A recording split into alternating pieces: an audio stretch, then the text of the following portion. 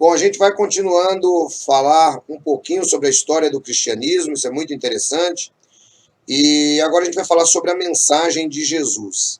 A mensagem de Jesus transformou o mundo. E a mensagem de Jesus é a mensagem que nós temos proclamado através dos séculos, uma mensagem que tem mudado a vida de milhares de pessoas. E é exatamente sobre essa mensagem que nós vamos conhecer um pouco mais agora. Jesus aceitava os desafios dos fariseus por lhe oferecerem oportunidade de confrontar sua mensagem de arrependimento e graça com o fato de se auto-exaltarem. A mensagem de Jesus era a seguinte mensagem: a pessoa vai ser salva porque Deus resolveu salvá-la. Deus resolveu amar o mundo de tal maneira que deu seu filho. Isso é graça, isso é a chamada benignidade imerecida. Ou seja, eu não merecia, mas Deus resolveu me salvar, não é? E Jesus convidava as pessoas a aceitarem essa mensagem através do arrependimento. E Jesus, ele confrontava a mensagem dele com a dos fariseus. Porque qual era a mensagem dos fariseus? É que eles seriam salvos através daquilo que faziam. Eles seriam salvos através das esmolas que davam, seriam salvos porque liam a Bíblia, seriam salvos porque iam para a sinagoga.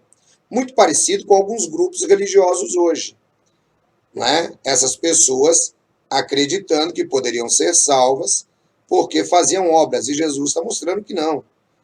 E isso só poderia ocorrer por causa da graça. Então, a mensagem de Jesus, ela é uma mensagem completamente antagônica, né, à dos fariseus.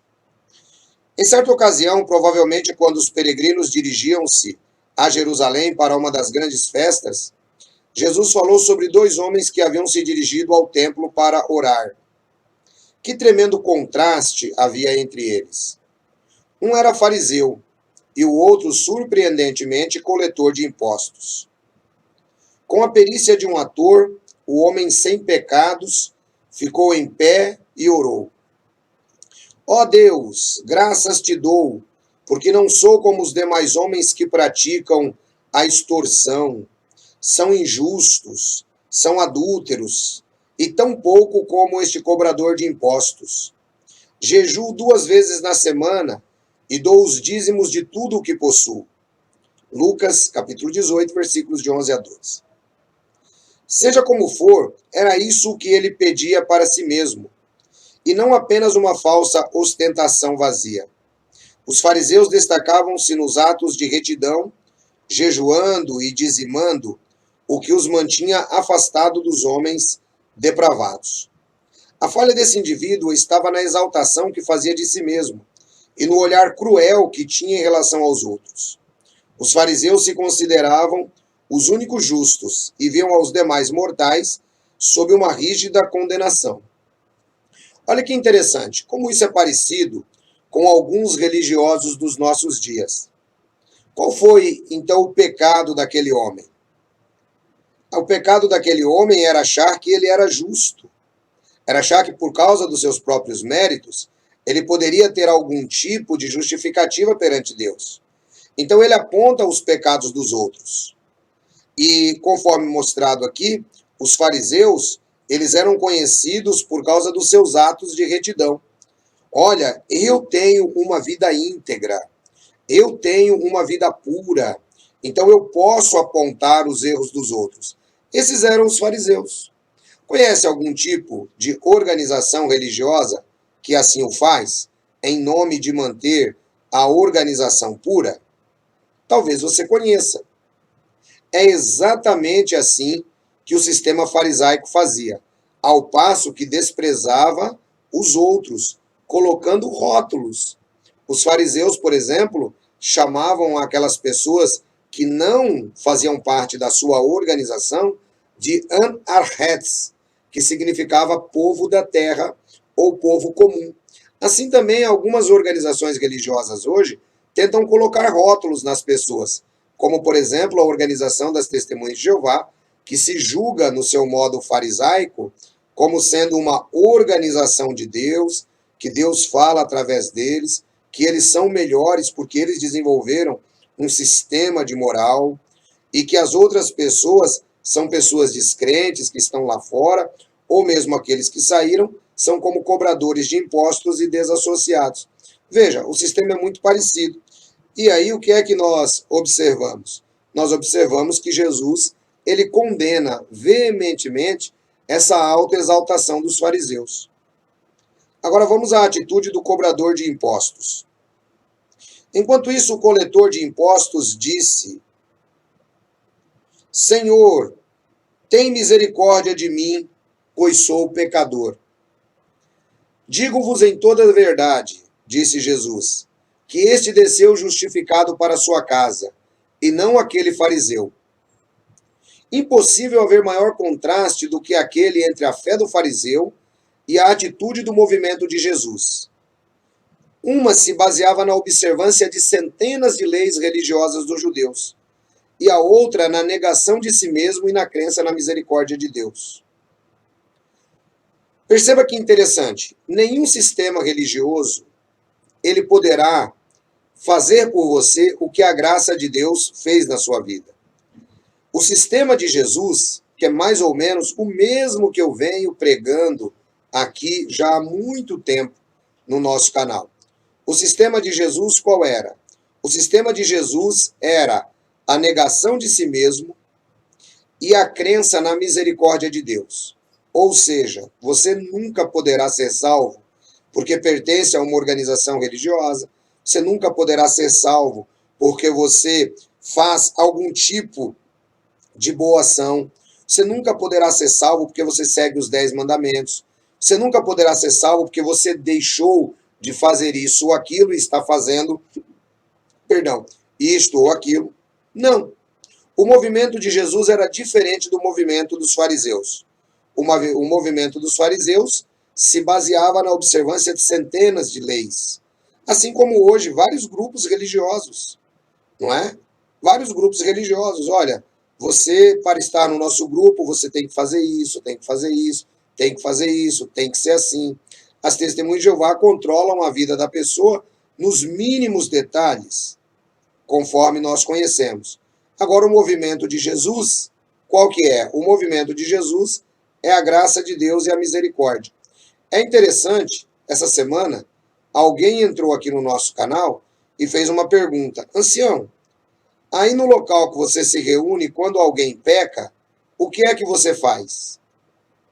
Bom, se ele estava perguntando isso porque ele é testemunha de Jeová. E quando alguém é considerado um pecador entre as testemunhas de Jeová, eles atiram todas as pedras que podem, agem como os fariseus, rotulam a pessoa e colocam para fora praticamente a pontapés, né, em sentido figurado. Cortam relacionamento familiar, cortam relacionamento com amigos. E ele perguntou, aí o que acontece quando você faz? Quando alguém peca aí? A minha resposta para ele foi a seguinte, aqui a gente procura agir igual Jesus. Como foi que Jesus agiu com os cobradores de impostos? Como foi que Jesus agiu com aquela mulher pecadora que foi lavar os pés dele? Esse era o movimento de Jesus. Esse era o movimento de Jesus. Diferente de regras, diferente daquelas centenas de obrigações e do legalismo religioso. Jesus escolheu um grupo de homens dentre as centenas de seus seguidores para andar com ele todo o tempo. Passaram a ser chamados de apóstolos, que significa enviados. No início, era um grupo heterogêneo, 12 homens ao todo, pescadores e cobradores de impostos que devotavam forte lealdade a Jesus. Para eles, Jesus mostrou a distinção entre seu reino e os reinos do mundo. Seus seguidores, disse ele, representavam um outro tipo de sociedade e de grandeza. Nos reinos do mundo, líderes poderosos dominam os outros homens, mas o reino de Deus é governado de maneira santa e pelo serviço do amor. Não temam, disse-lhe eles. É vontade de seu Pai dar-lhes o reino. A popularidade de Jesus tornou-se evidente um ano antes da sua prisão em Jerusalém. Na Páscoa, depois de haver alimentado 5.000 peregrinos numa colina da Galileia, Vários de seus discípulos tentaram proclamá-lo rei. Jesus sabia, entretanto, que eles sequer imaginavam quais eram os planos de Deus para a sua vida e também para a sua morte. Assim sendo, abandonou o local com apenas alguns homens. Jesus sabia que tinha um papel único nos planos de redenção de Deus, mas temia os títulos tradicionais oferecidos a redentores messiânicos.